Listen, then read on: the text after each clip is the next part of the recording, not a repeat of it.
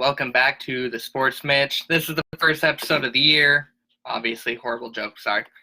But sorry I'm a little late today. I just got done watching the Rose Bowl, and here's my thoughts on the Rose Bowl.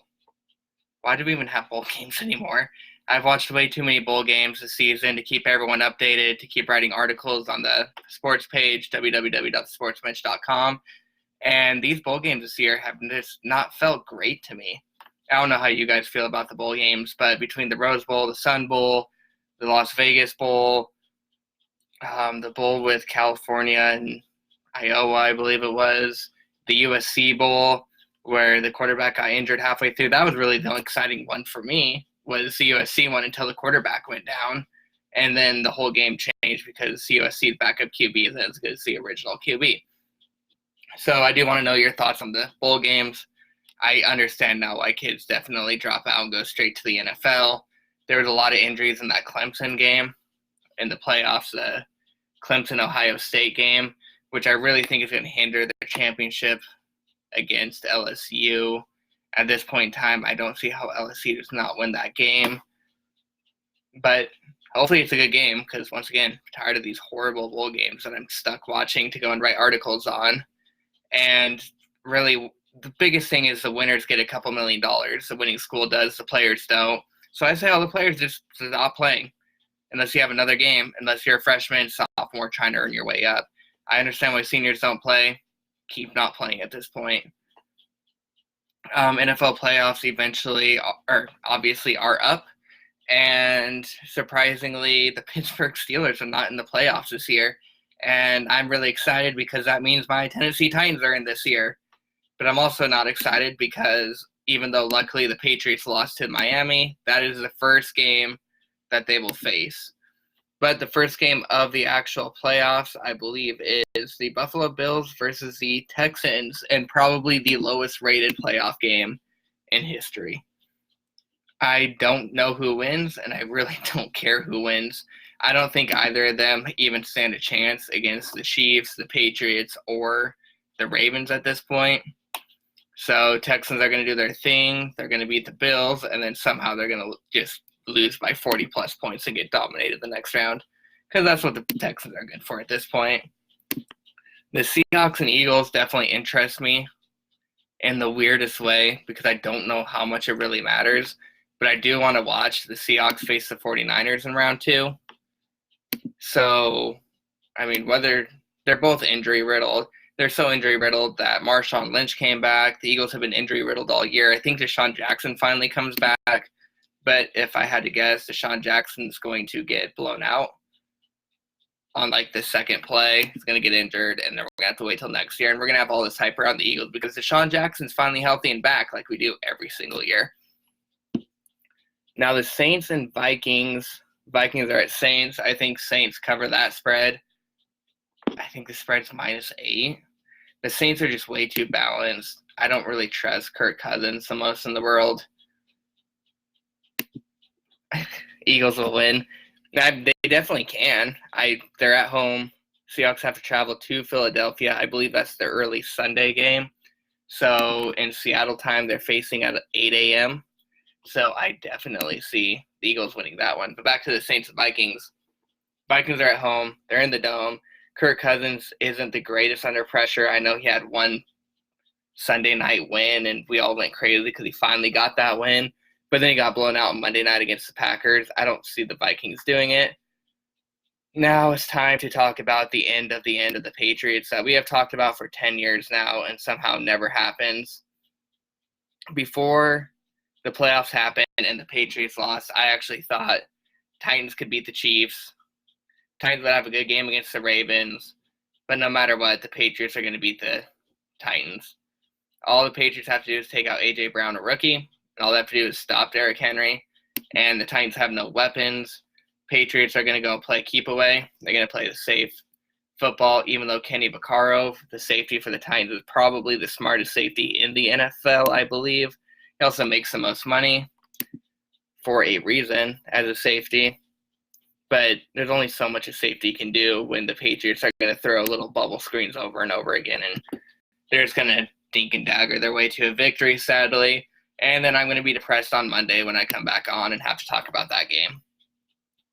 Now, moving on to Arizona sports, and I'll talk more about the NFL games.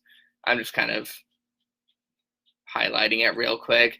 I'm really interested in the Phoenix Suns right now since I am in Arizona. They've won 2 in a row. Tonight they face the Lakers at 8:30. I believe I'll be going out to go watch that game. The Suns are in trade rumor central right now, and I don't know if it's because they started off hot and people want them to keep being good, or if people think that they should sell everyone. I've heard rumors from Karl Anthony Towns, which I'll get to him later, to a guy named Danilo Gallinari, which I really like that trade. He won't cost much, and he's only $15 million a year, and he plays for the Thunder. Really good player. He's one of those unknown names that I think could really, really help this team. And then I've heard rumors such as giving up Aaron Baines, who right now is probably one of the better Suns players, probably the third best Sun player. And I've heard him, just the Suns giving up and selling him to the Clippers for future picks. I don't know what this Suns team's doing. They started off 7-4. Now they're like 13-20, 12-20. They're 12-20 right now. The Suns, it's a new decade, and I'm sure Phoenix fans are really hoping for more hope. But it's been 10 years since the Suns have played on Christmas Day, or 11 years. 10 years since they've made the playoffs. This isn't going to be your year that you make the playoffs at this point. I do believe you can be under 500 and get into the playoffs in the West. It's just not going to be there this year for you guys. Sorry. And then, God, who is the other trade rumor? Oh, let's talk about Karl Anthony Towns. Karl Anthony Towns and Devin Booker together. I know everyone thinks Devin Booker's an all-star. Really guarantees not. In my opinion, an all-star is worth 25 wins in basketball because there's only 5 players on a court at one time.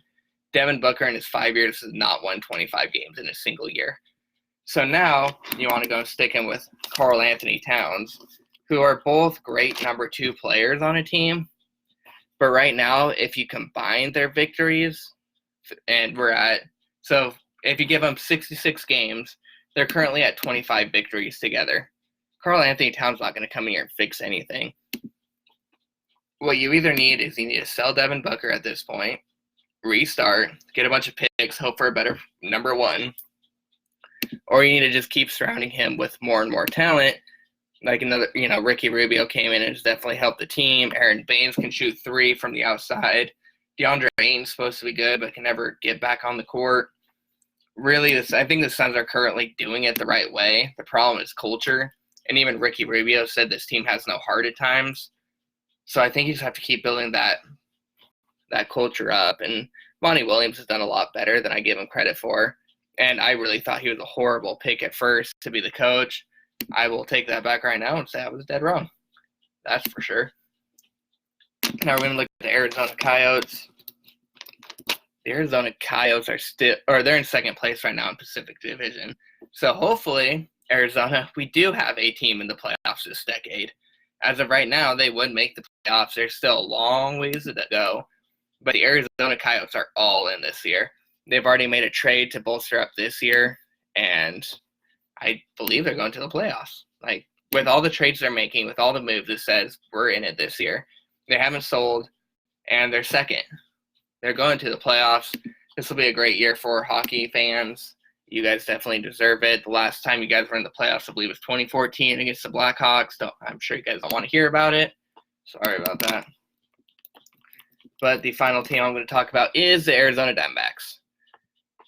There is a lot of rumors out there for the Diamondbacks since they got Bumgarner. And by the way, Bumgarner is a great move if you make the postseason. I said that before. I said it before. Bumgarner is a great move if you make the postseason. The problem is not the greatest regular season pitcher. So you're going to have to trade your Robbie Ray left-handed pitcher to make up for that, I believe, and get some more picks. Or, once again, don't sell the team, keep buying. Right now, the biggest rumor is Starling Marte, who would be a 3-way trade with the Pirates, Diamondbacks, and the other team. I want to be pretty specific on this. I've talked to a couple of insiders that I trust with the Diamondbacks. None of them are even talking about Starling Marte, which really stinks. I believe the Diamondbacks said they have like $15 more million that they're willing to spend on players with the cap space, even though there is no cap space, but in their mind, they're cap space. And there's no talk of Starling Marte, which is really sad because he's such a good cheap player. I think he's $3 or $4 million, and he's made the All-Star game a few times. But I do think Diamondbacks are all in this year also, so maybe we'll actually have 2 playoffs. Maybe this will be a good decade for Arizona. It was a miserable one last year. I know the Suns didn't make the playoffs. I think the Yotes made it one time. Cardinals made it twice with one victory. And the Diamondbacks made it once in 2013, and they made a wild card appearance in 2017. That's 4 teams, 4 playoff appearances. Come on, Arizona. You should be better than this. The final thing I want to talk about, though, is attendance at events. I'm tired of owners complaining that the attendance is down. Y'all know whose attendance isn't down? The Pittsburgh Steelers, because they have 30 years of winning. The LA Lakers, because they have 40 years of winning. The Patriots, because they've been in the playoffs for 17 years in a row or something like that. You can call them bandwagon fans all you want, but this is how you get better. The Celtics, I guarantee, are not hurting for attendance. The Yankees, Chicago Cubs, history, Green Bay, all those teams, they are not hurting for attendance because they have had sustained success. If you're a horrible owner in any business, no one's going to buy your product. So why should it be different for football or basketball, baseball, hockey?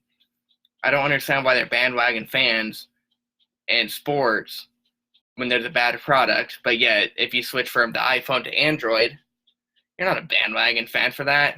You're smart. Sorry, iPhone dig there. Apple dig. But at the end of the day, really, owners, you're multimillionaires, figure it out. I know there's a lot of firings with coaches right now. We'll get into that next week because I don't know if Jason Garrett's fired or not. I don't know if anyone knows if Jason Garrett's fired or not, besides the fact that they had a 2-hour meeting and solved absolutely nothing at all, apparently. I still do think he's gone. I think Garrett likes the spotlight too much. He's dragging it out, so ESPN will talk about him more. And apparently I'm falling for it for talking about it right now. But until Friday, thank you everyone for listening. Once again, check out www.thesportsmitch.com. I'll be live tweeting the game tonight, the Lakers Phoenix Suns. Follow me at the Sports Mitch 1 and follow me on Facebook, the Sports Mitch page. Thank you, everyone. Have a great night. See you Friday.